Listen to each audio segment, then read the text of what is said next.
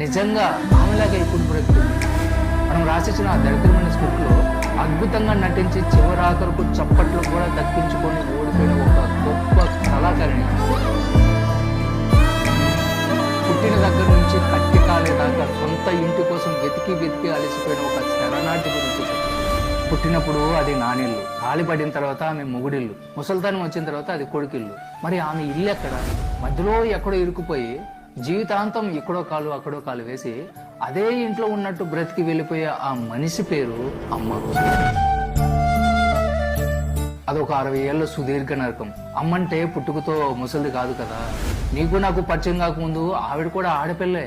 ఆమెకి గలగల నవ్వాలని ఉంటది, రంగురంగుల బట్టలు వేసుకోవాలని ఉంటది, ఆమెకి ఒక ఆశయం కూడా ఉంటది.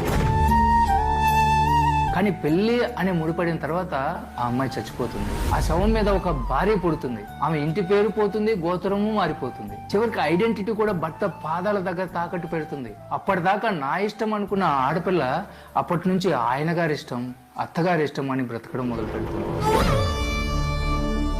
భర్త కోపంతో విసుగులానే మాటలు, అత్తమామల సూటిపోటు మాటలు నిలువున కోస్తున్నా కూడా పల్లెత్తి మాట అనకుండా నవ్వుతూ విషాన్ని మింగే శివుడాను. జీతం అడగని పని మనిషి, సెలవు అడగని కూలి.